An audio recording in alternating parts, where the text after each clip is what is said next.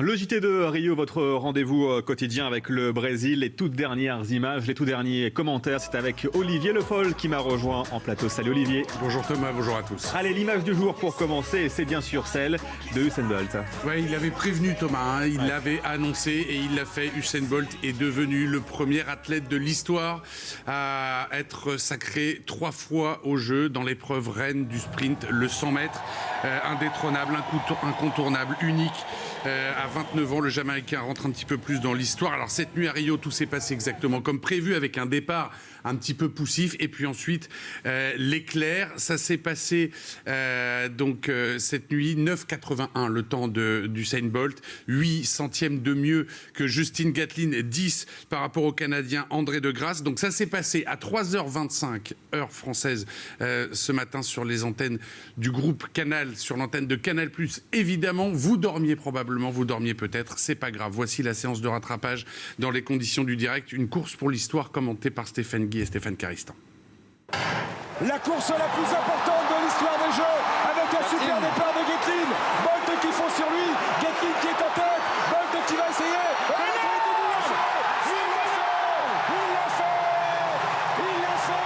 Usain Bolt, après Pékin 2008, après Londres 2012, Rio 2016. Voilà, Usain Bolt qui a révolutionné l'athlétisme et le sprint avec sa foulée longue et déliée. Pourtant, il a un gabarit un petit peu hors norme, 1m96, 94 kilos. On écoute sa réaction d'après-course au micro de Marc Maury. After the semifinals, I felt brilliant. I wanted to run faster, but the turnaround time that we got was really short. So I just focused on just coming out here and executing well and getting the win. I'm coming here to dominate and to win 3 more gold medals. And I get the hardest one out the way. Now it's for the 200 meters, so I'm looking forward to that. People, I told you I was going to do it. 2 more to go. Voilà, je vais les faire. Il en reste 2 encore. Voilà, Usain Bolt qui n'est pas venu pour acheter du terrain, comme on dit. On va donc attendre le relais et le 200 mètres. Mais avant, on va revenir sur cette nuit historique avec Stéphane Caristan, l'ancien champion d'Europe du 110 mètres haies, et Stéphane Guy, époustouflé par cet athlète hors norme. Ces pointes-là, elles valent de l'or pour un homme en or, Usain Bolt, qui a formidablement rempli sa mission. Il est le premier sprinter dans l'histoire des Jeux Olympiques à conserver son titre olympique pour la 3e fois. Champion olympique à Pékin, champion olympique à Londres, champion olympique maintenant à Rio. Stéphane Caristan, il a marqué l'histoire, cet homme-là. Il avait déjà marqué l'histoire avec 2 triplés. Et bien, il continue avec son empreinte de géant, son empreinte unique, sa foulée phénoménale, son aura extraordinaire de marquer l'athlétisme et l'athlétisme olympique qui plus est. Ce n'est pas seulement un incroyable champion sur la piste, il l'est en dehors. Il a été d'une générosité hallucinante ce soir avec tout le monde pour partager cet exploit historique. Le premier sprinter de l'histoire a gagné 3 titres consécutifs sur 100 mètres. Oui, on a la chance d'être son contemporain et de l'accompagner dans son univers. Il nous fait partager sa passion, son amour et sa volonté de marquer l'histoire. Et donc c'est un privilège de le commenter, c'est un privilège de le côtoyer, de voir comment il est accessible alors que c'est un être qui est d'une autre dimension. Donc moi je suis ému, je suis vraiment incroyablement ému d'accompagner ce personnage qui est phénoménal. Et c'est un athlète, un ancien champion d'Europe qui vous le dit, le show Bolt continuera. Ici à Rio, il y aura le 200 mètres, il y aura aussi le 4 x 100 mètres. Bolt qui veut maintenant rejoindre Carl Lewis avec 9 médailles d'or aux Jeux Olympiques. Alors, on l'a dit, l'Américain Justin Gatlin finit 2e avec un temps de 9,89. C'est pas mal pour son âge, on va l'écouter dans un instant. Mais aussi Jimmy Vico, le Français, 7e en 10,04, qui était un peu déçu quand même après sa très belle demi-finale. It was a short turnaround for me from the semis to the finals. I felt fatigue going into the finals. I gave it all I got, today. And, I'm not ashamed to say that. I'm happy to come out here, get on the podium at the age of 34, the oldest man in the field, and still be able to get on the podium. It's an honor within itself. Faire une finale olympique, c'est déjà pas mal. Bon, c'est sûr qu'il y a des déceptions parce que j'étais venu pour la médaille, pour une médaille au moins. Donc là, faire 7, bon. On va dire c'est encourageant. Et Pékin, j'ai fait 8, là je fais 7. Donc ça va descendre petit à petit.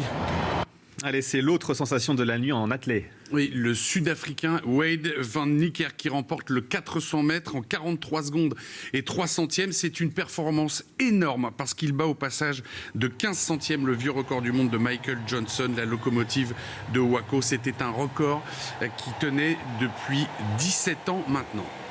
Allez, avant de voir en détail les performances françaises, un mot de tennis, Olivier. Oui, roi de Wimbledon et désormais dieu de l'Olympe, Andy Murray est devenu cette nuit le premier joueur de tennis à décrocher une deuxième médaille d'or aux Jeux en simple, messieurs et dames confondus, en venant à bout de l'Argentin, le revenant Juan Martín del Potro, en combat de plus de 4 heures, 7-5, 4-6, 6-2, 7-5 à 29 ans. L'Écossais a fait tomber donc l'épouvantail de la compétition parce que Juan Martín del Potro avait sorti, souvenez-vous, dès le premier tour, le numéro 1 mondial Novak Djokovic, puis Rafael Nadal en demi-finale.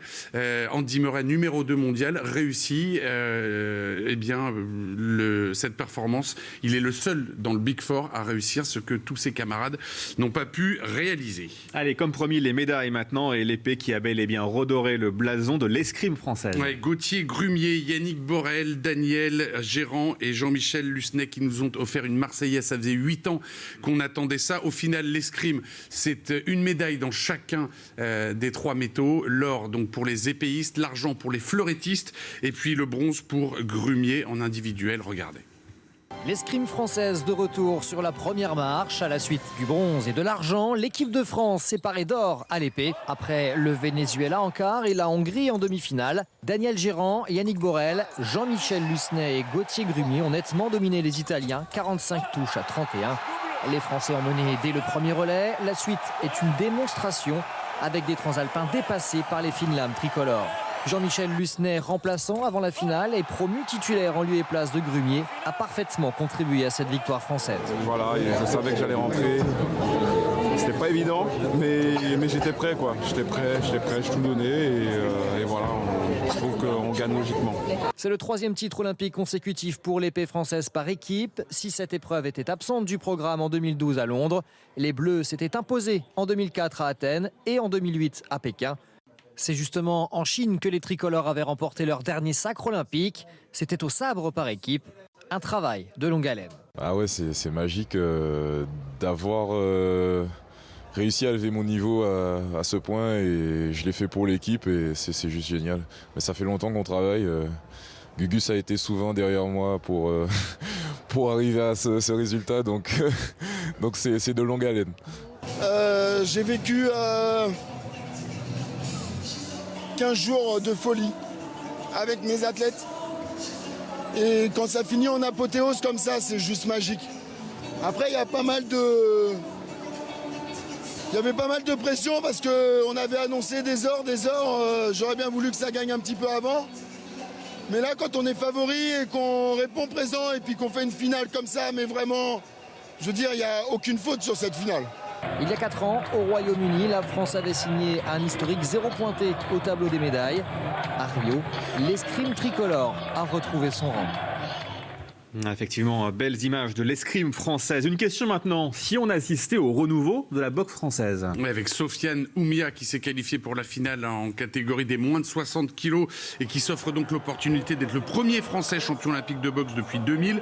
Et dans son sillage, c'est toute l'équipe de France qui rêve d'une folle moisson sur le ring avec déjà 3 médailles assurées. Donc 16 ans après le sacre de Brahim Asloum à Sydney, on s'en souvient, Oumia va défier mardi soir le Brésilien Robson Conceição pour le titre des légers. On l'écoute. C'est un rêve qui se réalise. Depuis que je suis petit, j'ai rêvé d'être là. Comme je dis, pas que je viens de nulle part, mais je sors de nulle part. Il y a 4 ans, 3 ans, j'étais dans mon quartier à la Rainerie. Aujourd'hui, je suis là. Justement, j'ai envie de faire passer un message, c'est que à travers le sport, on peut réunir autant de personnes comme ça. L'équipe et moi-même, il y a un engouement énorme au sein de ces Jeux Olympiques et c'est ça qui me fait plaisir. Pouvoir rendre autant de monde fier et heureux, c'est ça en fait le message que j'essaie de faire passer et surtout de toujours croire en ses rêves. Ne jamais baisser les bras et quoi qu'il arrive dans la vie, faut toujours croire en ce qu'on veut. Voilà, et on le rappelle, la boxe française qui était rentrée bredouille des Jeux de Londres en 2012 compte déjà au minimum 3 podiums garantis. On l'a dit, ce sera l'argent ou l'or pour Sofiane Oumia. Et puis donc au moins le bronze pour Souleymane Diop Sissoko dans la catégorie des moins de 69 kilos. Et puis pour Mathieu Boderlik dans la catégorie des moins de 81 kilos. Il a décroché hier soir son billet pour le dernier carré. Bref, la dynamique est porteuse. Effectivement, pour la boxe, très belle journée aussi pour les véliplanchistes. Oui, et Charline Picon, qui est devenue championne olympique de planche à voile au terme d'une finale au scénario incroyable. Un scénario scénario de cinéma, la Française de 31 ans, qui était déjà multiple championne du monde et d'Europe, qui devance la Chinoise Shen Peina et la Russe Stefania Elfutina. Sherline Picon qui rejoint au palmarès Faustine Meret, la dernière véliplanchiste tricolore qui était sacrée, c'était en 2004 à Athènes. Et c'est très fort parce qu'elle a su se remobiliser après sa déception de la veille, quand elle avait grillé un petit peu le départ d'une régate qu'elle a terminée deuxième. Au final, elle s'impose avec 6 concurrentes. Tout était dans un mouchoir de poche. Le vent était très capricieux sur le plan d'eau de Rio. C'est donc une magnifique victoire. Je réalise pas, je crois. C'est énorme. Je sais que j'ai lâché beaucoup d'émotions à l'arrivée parce que c'est une course très dure. J'ai une semaine compliquée. Normalement, hier, je regrettais mes points que j'avais perdus toute la semaine sur des coups qui vont moins bien, des trucs où ça marche pas comme on veut. Et là, de gagner le scénario qui était vraiment dingue, c'est juste... il va me falloir un peu de temps, là, je crois. Voilà, et un peu plus tôt, Pierre Lecoq, lui, a réussi l'exploit de s'inviter sur un podium où les 2 premières places étaient inaccessibles. L'ultra-dominateur néerlandais Van Richelberg, victorieux de 7 manches sur 12 à Rio, avait déjà l'or en poche, comme à Londres.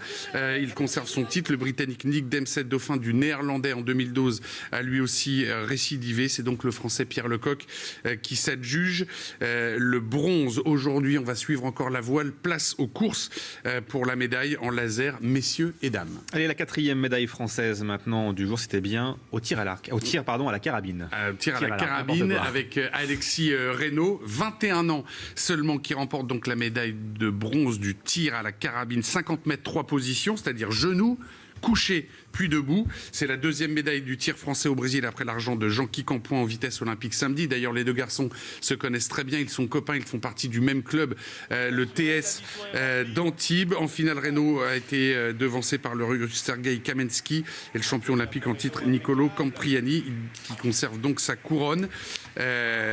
Beaucoup de sang-froid donc pour le Français Alexis Reynaud, qui était évidemment très heureux de ce qu'il avait accompli. Premiers yeux, première médaille, 4 ans de travail, 4 ans de sacrifice. Et comme je disais tout à l'heure, au final, quand on travaille dur, on peut avoir ce qu'on veut. On est dans un sport où n'importe qui peut y arriver. Aujourd'hui, j'ai saisi ma chance. Jean m'a ouvert la voie hier, mon collègue d'Antibes. Et c'est vrai que ça m'a montré qu'on peut y arriver. Et j'ai rien lâché jusqu'au bout. Et voilà. Allez, place au sport collectif maintenant. Oui, juste un mot des handballeuses pour vous dire qu'elles ont soigné leur attaque, les Françaises, face à la Suède, 27 à 25. Elles signent un 4e succès en 5 matchs. Elles préparent maintenant les quarts de finale. Ce sera face à l'Espagne, vice-championne d'Europe en titre. Et ça s'annonce pas simple face à la sélection que les Françaises avaient difficilement battue en 8e de finale du mondial en 2015 d'un petit but, 22 à 21. C'était en décembre. Et puis chez les garçons du basket, après des débuts un petit peu poussifs, ça s'améliore de match en match. Hier, les Français ont tenu la dragée haute aux Américains, super favoris de l'épreuve, et vous l'avez vu, sans Tony Parker. Défaite de 3 petits points seulement, 100 à 97, sans Tony Parker donc, qui a été remplacé par Thomas Hurtel, qui a été mieux qu'une doublure avec 18 points et 9 passes décisives. Il a été l'homme du match côté français. Il faudra maintenant attendre la dernière journée du groupe B, ce sera ce soir, pour connaître les affiches des quarts de finale. Mais a priori, il y a des chances que ça soit l'Espagne. Écoutez le coach Vincent Collet. On a vraiment progressé, mais on pouvait que progresser parce qu'on a vraiment été mauvais le premier jour contre l'Australie. On a raté totalement notre entame. Et derrière, on a fait un match de reprise sérieux contre la Chine. On a fait un vrai bon match contre la Serbie. Et ensuite, un match très sérieux également contre le Venezuela. Donc c'est avec celui d'aujourd'hui, on sent qu'on monte en puissance. Mais ça ne veut pas dire grand-chose. De toute façon, on connaît la musique des quarts de finale. C'est des matchs coup près. Il faudra rentrer très fort dedans. On va voir demain qui va être l'adversaire. Il y a encore une bonne probabilité de chance que ça soit l'Espagne, mais je crois que ça, on y est habitué. Mais quel que soit cet adversaire, il faudra y croire et surtout jouer très dur. Allez, on fait le point maintenant sur les médailles. Et les 2 médailles d'or de la journée et de la nuit nous ont fait beaucoup de bien. Vous allez le voir, la France qui pointe au 6e rang. Je vous rappelle que c'est pas le nombre total de médailles qui compte, c'est le nombre de médailles d'or. Voilà pourquoi, par exemple, eh bien, la Chine est 3e derrière la Grande-Bretagne, États-Unis en tête. Donc 7 médailles d'or pour la France, 22 médailles au total. Ça grimpe et on en attend peut-être encore aujourd'hui. En tout cas, on l'espère. On va jeter un coup d'œil au programme du jour avec du lourd. D'abord de l'eau vive en natation, Aurélie Muller en eau libre, 10 km femmes, ça ce sera à 14h heure française, à partir de 14h. Les experts du hand face au Danemark pour le dernier match de poule, 19h40. Souleymane Sissoko en boxe, on en a parlé, dans les moins de 69 kg, 23h30. Et puis Renaud Lavillenie à la perche avec la finale qui va débuter à 1h35 du matin. On aura aussi un match terrible en volley avec le Brésil-France à 3h35. Effectivement, donc pour les volleyeurs français. La suite, Olivier ? Donc c'est un match explosif, le volley. On voulait s'attarder un petit peu dessus. Imaginez-vous Brésil, France à Rio. La team Yavbou qui va devoir relever le défi pour continuer son parcours. C'est le dernier match de poule pour les Français dans ces Jeux Olympiques. Ils doivent donc se préparer à une prouesse qu'on imaginait plutôt digne d'une finale pour la médaille d'or. Ça va être une ambiance énorme et notre envoyé spécial, Lies Wu, attend ça de pied ferme du côté du Club France. Une finale, le choc assuré pour les Bleus de Laurent Tilly. D'abord parce qu'ils n'ont plus le choix pour rejoindre définitivement les quarts de finale du tournoi olympique sans calculer. Erwin Ngapet et ses coéquipiers doivent absolument dominer le Brésil, vice-champion olympique. Redoutable Seleção qui a battu le mois dernier en demi-finale de la Ligue mondiale l'équipe de France. Redoutable pays hôte qui sera porté par son petit Maracanã, le Maracanã Zinho, surchauffé par ses 12 000 spectateurs. C'est le deuxième sport national, le volley ici au Brésil. Les Brésiliens seront tous présents pour encourager leur équipe. Ça va secouer pour les Bleus de l'équipe de France de volley. Mais ici, au Club France, on sera tous derrière les Bleus. Voilà donc pour cette belle journée de volley qui nous attend ce soir. On va prendre aussi de la hauteur avec la finale du concours à la perche. Ouais, avec un Français attendu, extrêmement attendu, le champion olympique en titre et recordman du monde. Souvenez-vous des 6,16 m passés sous les yeux de la légende Boubka. C'était en Ukraine un soir d'hiver 2014. Renaud Lavillenie, qu'on appelle maintenant le Napoléon de la perche, qui ne veut pas conserver son titre, mais nuance, en décrocher un autre. On voit ça avec Audrey Descamps. Il a déjà connu cette émotion unique, celle de décrocher le titre de champion olympique il y a 4 ans à Londres. Mais cette nuit, pas question d'y penser, Renaud Lavillenie doit tout oublier, ne faire qu'un avec sa perche sur le sautoir de Rio. Favori dans sa discipline, le Français détenteur de la meilleure performance mondiale de l'année avec 5,96 m a tenu son rang lors des qualifications en franchissant une barre à 5,70 m lors de son deuxième essai. Je me suis retrouvé à avoir des bonnes sensations d'un point de vue physique, d'un point de vue technique, parce que j'étais sur une perche très souple alors que j'ai fait 90 avec à Londres, donc voilà, c'est quand même une bonne perche. Donc ça veut dire que je suis en forme, que je suis prêt. Une journée de repos et le voilà reparti dans l'arène pour conquérir à nouveau la plus belle des médailles. Cette nuit, Renaud Lavillenie peut entrer dans l'histoire de l'athlétisme français en remportant un deuxième sacre olympique consécutif, ce qu'aucun athlète tricolore n'a réussi à faire depuis Marie-Josée Pérec. Voilà, on essaie bien sûr et on espère ouvrir demain à la matinale avec la belle médaille d'or de Renaud Lavillenie. On croise les doigts, Renaud. Vas-y, on y croit. L'image de fin pour se quitter, comme tous les jours, Olivier. On se retrouve bien sûr demain, même lieu, même heure. Mais bien sûr, l'image est celle de Usain Bolt qui entre encore un peu plus dans l'histoire du sport. Il devient le premier triple champion olympique du 100 mètres, s'il vous plaît, 2008, 2012, 2016. Là, sa victoire, sa médaille d'or, comme si vous y étiez tout à l'heure à 3h25 du matin. Regardez. La course la plus importante de l'histoire des Jeux, avec un super départ de Gatlin.